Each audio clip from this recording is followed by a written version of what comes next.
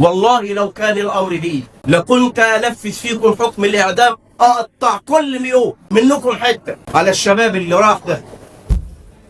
في سنة 2018 وتحديدا في منطقة القنطرة التابعة لمحافظة الإسماعيلية، واحد من عمال النظافة أخد باله من شوال مقفول بإحكام، وكل اللي جه في باله ساعتها إن الشوال كان فيه حاجة غالية. أخد بعضه وراح للشوال، وأول ما فتحه اتصدم، لقى جواه جثمان من غير أي ملامح. الراجل صرخ والناس اتلمت حواليه وبلغوا رجال الشرطة، وفي وقت قصير جدا وصلت رجال الشرطة لمسرح الجريمة وياخدوا الجثمان للمشرحة علشان رجال المعمل الجنائي والطب الشرعي يباشروا عملهم. وبعد ما بدأوا البحث والتحريات لقوا نفسهم قدام قصة تفاصيلها صعبة ومرعبة. وعشان تعرف أصل الحكاية خليني أحكي لك القصة من الأول.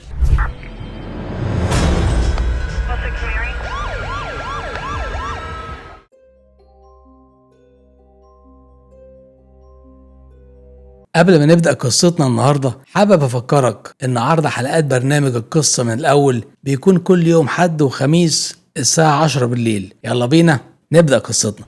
القصة بترجع لسنة 2008 في محافظة الإسماعيلية في منطقة اسمها القنطرة. كان في شاب اسمه وليد معروف عند الناس إنه شخص بسيط جدا ومكافح وبتاع شغل، وسمعته قدام الكل كويسة جدا. وليد كان بيشتغل بكل قوته علشان يجهز نفسه ويبقى جاهز للجواز. وساعتها أمه قالت له احنا عايزين نفرح بيك وندور لك على عروسة بنت ناس ومحترمة. وهنا وليد وافق، لكن من جواه كان محدد الاختيار بتاعه لأنه معجب ببنت اسمها رندا، ودي قربتهم من بعيد، وأهله عارفين أهلها وشايفينهم ناس كويسين، فشجعوه إن هو يروح ويتقدم لها رسمي. وفعلا وليد أخد أهله وراح يتقدم لرندا، وأهل رندا رحبوا بيه وشافوه إن هو عريس مناسب لبنتهم عشان سمعته الطيبة وكلام الناس عنه. لكن رندا نفسها ما كانتش مبسوطة، وبعد ما الضيوف مشيوا قالت لأهلها إنها مش موافقة ومش متقبلة وليد لأنها كانت رافضة فكرة الجواز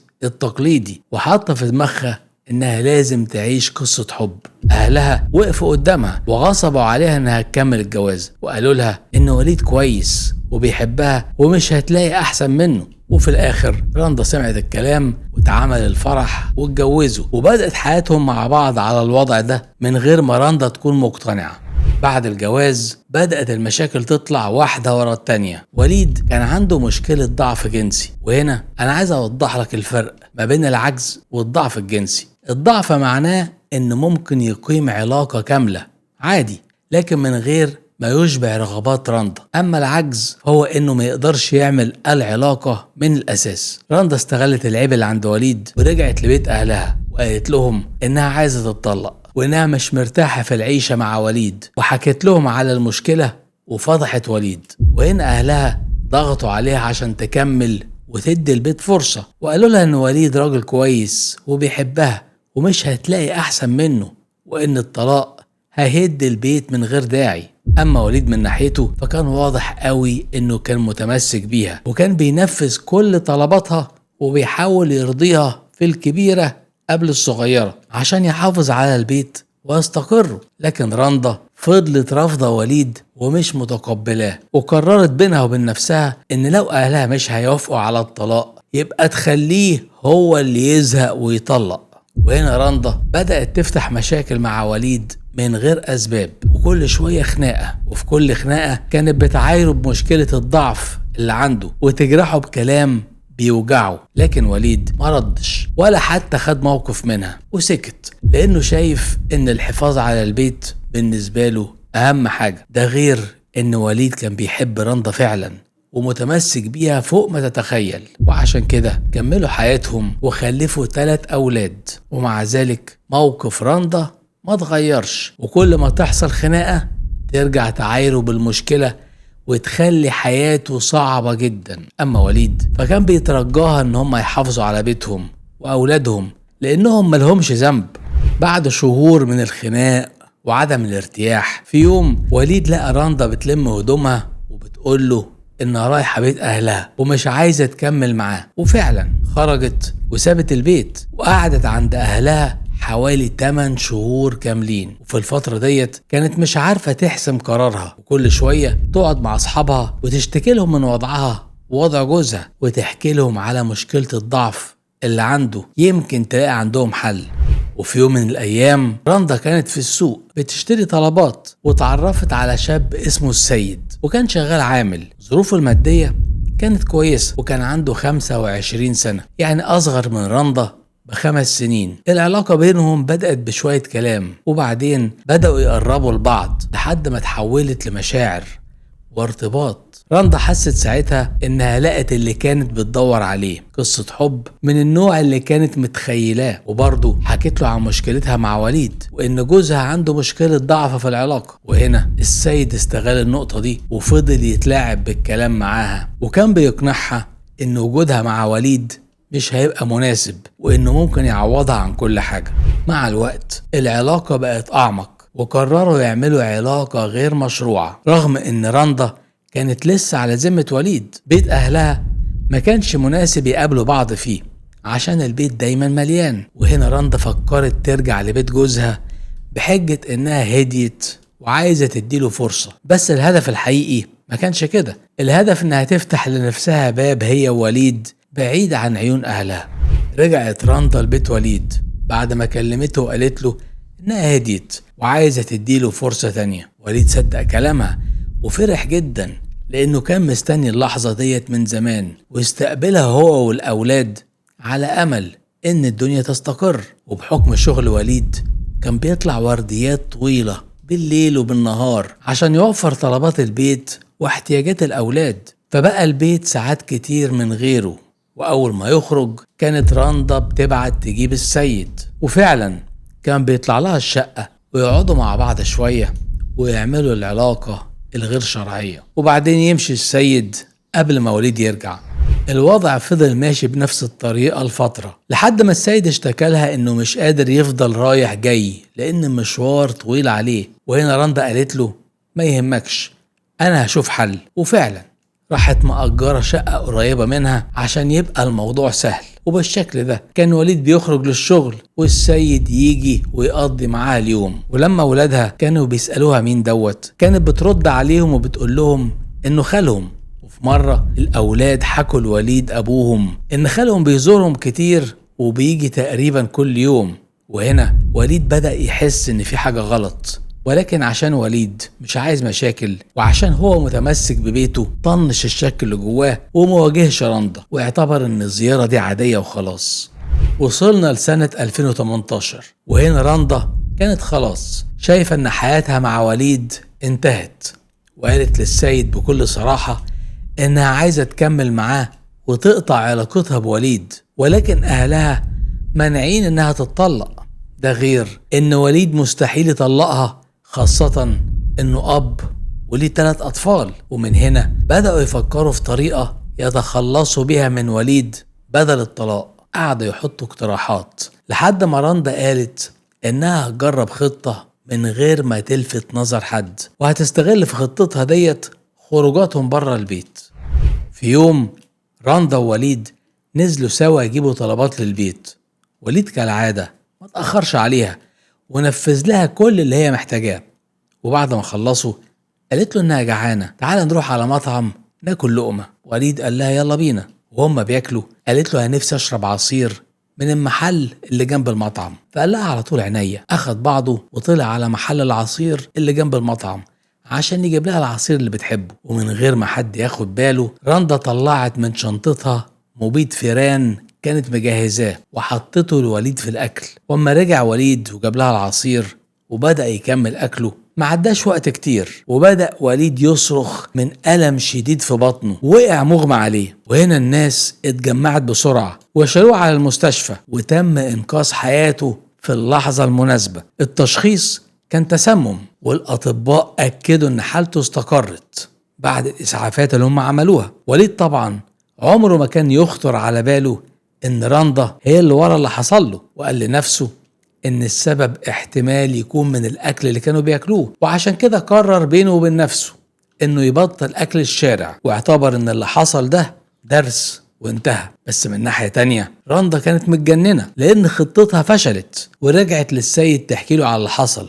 فنصحها السيد إنها تزود الجرعة وتحاول تاني في وقت قريب. بعد 5 شهور من المحاولة الأولى لتسميم وليد، رندا ووليد كانوا قاعدين في الشقة، ورندا قالت لوليد هقوم أعمل لنا كوبايتين شاي. دخلت المطبخ وجهزت الكوبايتين، ولما خلصت حطت في كوباية وليد مبيد حشري وزودت الجرعة زي ما السيد كان قايل لها بالظبط، وراحت على وليد بالكوبايتين وقدمت له الشاي وهي ماسكة نفسها وما بينتش أي حاجة. وليد شرب الشاي بتاعه عادي، وبعد شوية حس بألم شديد في بطنه وإنه عايز يرجع، وبعدين وقع مغمى عليه. وفي اللحظة دي رندا فضلت تتفرج عليه شوية، وقعدت تأخر في نفسها عشان تتأكد إن السم انتشر في جسمه وتضمن إنه هيموت قبل ما الإسعاف تيجي وتوديه المستشفى. ولما لقيته انهار وقع على الأرض، بدأت تمثل إنها مصدومة وبتصرخ بصوت عالي وتطلب النجدة. على طول الجيران اتصلوا بالإسعاف، والإسعاف وصلت وشالوه على المستشفى، والدكاترة دخلوا بسرعة عشان ينقذوه، وأنقذوه للمرة التانية. واتكتب في التقرير إنه تسمم، وفضلوا الدكاترة يتابعوه لحد ما حالته استقرت، وخرج بعدها وليد.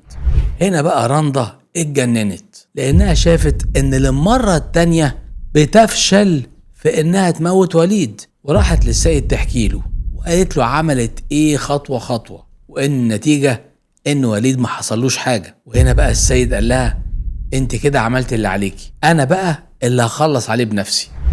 السيد خلاص قرر ان هو يخش بنفسه ويخلص الموضوع، وقعد مع رندا وحطوا الخطة بتاعتهم. وفي اليوم اللي اتفقوا عليه على التنفيذ اللي كان بالليل، رندا طلبت من وليد ينزل يجيب لها حاجة ضروري من الصيدلية، وأول ما يطلع من العمارة بيكون السيد مستنيه تحت في مكان ضلمة. رندا كانت فوق في شقتها ومستنية السيد ينفذ خطته، وفعلا السيد ينفذ الخطة بتاعته. أما وليد كان ماشي في الشارع، لقى السيد طلع له وكان في إيده آلة حادة، فاعتدى عليه بالآلة الحادة اللي معاه في أماكن مختلفة من جسمه، وساعتها وليد وقع في الأرض غرقان في دمه. وبعدها السيد لفه في شوال بسرعة وسحبه لحد مكان بيتحط في الزبالة اللي هي النفايات يعني، ورماه جواها عشان يخفي أثر الجريمة. وبعد ما خلص السيد طلع على شقة رندا ودخل عليها وقال لها إن الموضوع خلص. ويوم الاثنين قعدوا مع بعض وعملوا علاقتهم الغير مشروعة كأن مفيش حاجة حصلت، قمة في الانحطاط. وبكده تكون المحاولة الثالثة هي اللي نجحت، وقدروا فعلا يتخلصوا من وليد. بعد 3 أيام من الجريمة كان في واحد من العمال بتوع النفايات بيدور في النفايات ولمح شوال مرمي على جنب زي ما قلنا. وهنا الشرطة وصلت في وقت قصير جدا وتم نقل الجثمان للمشرحة، وكانت ملامحها شبه منعدمة، بس بالتحريات وجهود رجال الطب الشرعي قدروا يوصلوا لهوية الجثة وعرفوا ان الجثة دي لوليد. على طول راحوا لبيته وبلغوا رندا ان جوزها لقوه مقتول. رندا انهارت قدامهم وفضلت تعيط. في التحقيق سألوها ازاي وليد مختفي بقاله 3 أيام وما بلغتيش عنه ولا عملت حتى محضر. وهنا رندا اتلخبطت وردت عليهم وقالت ان طبيعة شغله ساعات بتخليه يبات بره 2 أو 3، فافتكرت انه في شغله. بس الإجابة دي ما طمنتش المباحث، والارتباك اللي بان عليها اما كانوا بيسألوها خلاهم يشكوا فيها اكتر. وهنا رجال المباحث قرروا يراقبوها ويحطوها تحت المنظار. وخلال المراقبة لاحظوا ان في راجل غريب بيطلع لها الشقة بشكل شبه يومي، يقعد شوية ويمشي. وحطوا الراجل ده تحت المراقبة وعرفوا قصته، طلع اسمه السيد. وهنا قبضوا عليه وعملوا معاه تحقيق، وقال لهم انه صاحب وليد وبيزور اولاده علشان يطمئن عليهم. المباحث سألت اهل وليد تعرفوا حد اسمه السيد؟ قالوا لهم لا، فلو كان صاحبه كانوا اكيد هيعرفوا. وايضا ظهر في السجلات الطبية ان وليد اتعرض لتسمم 2 قبل كده على فترات قريبة. وهنا ربطت المباحث ما بين الزيارات الغامضة للسيد ومحاولات التسمم اللي حصلت لوليد، واتأكدوا ساعتها ان في علاقة ما بين رندا والسيد. وإن هم أكيد ورا اللي حصل لوليد، بس لسه مفيش دليل قاطع في إيدين رجال الشرطة يقدموه للمحكمة. وهنا رجال المباحث قرروا ينفذوا خطة ذكية قوي عشان يوصلوا للحقيقة من غير ما يضيعوا الوقت. بعتوا للسيد عشان يكملوا التحقيق معاه وواجهوه بتهمة قتل وليد. طبعا السيد كان بيحاول يلف ويدور، وهنا رجال أمن فاجئوه وقالوا له إن رندا اعترفت عليه وقالت إن أنت اللي قتلت وليد وإنها ملهاش دخل بالموضوع، ولو الكلام ده مظبوط يبقى أنت اللي هتشيل الليلة وهتتعدم. طبعا هنا رجال المباحث كان قصدهم يوقعوه، لأن في الحقيقة رندا ما قالتش أي حاجة خالص. وأول ما سيد سمع القصة ديت قلق وانهار على طول واعترف بكل التفاصيل، وقال إن رندا هي اللي عرضت موضوع القتل وإن هما اتفقوا سوا وخططوا ونفذوا. وساعتها طلع رجال المباحث وقبضوا على رندا وطبقوا معاها نفس الأسلوب.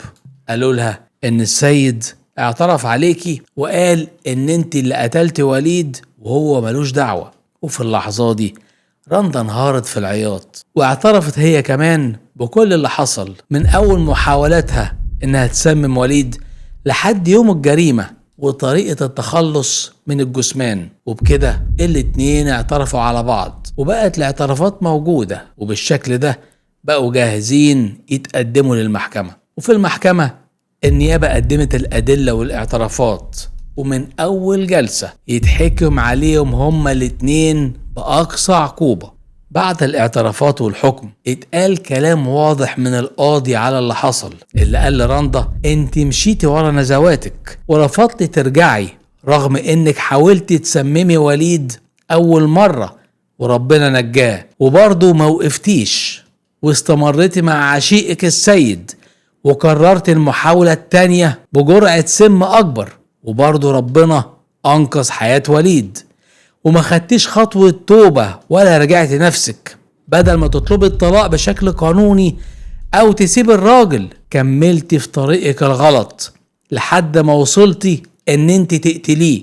لو مش قادرة تكملي في الجوازة كان ممكن تطلقي، وكان قدامك إن انت تحافظي على أولادك وتراعي مصلحتهم، لكن اللي حصل خلى أولادك يتحملوا نتيجة قرار سيء منك، وهيفضل الأثر النفسي ده موجود معاهم سواء انت موجودة أو متي، لأن الذكرى السوداء دي هتفضل في حياة ولادك على طول اللي هم ملهمش ذنب. وبعد الحكم كان في ناس بتقول إن الحكم اللي صدر بأقصى عقوبة ده أقل من اللي هم يستحقوه عشان بشاعة اللي حصل. وهنا السؤال لحضراتكم، يا ترى اللي رندا وصلت له دوت كان بسبب ان اهلها غصبوها على الجواز ولا ايه؟ مستني اجاباتكم في التعليقات. كده وصلنا لنهاية حلقتنا النهاردة، واشوفكم ان شاء الله الحلقة اللي جاية. سلام.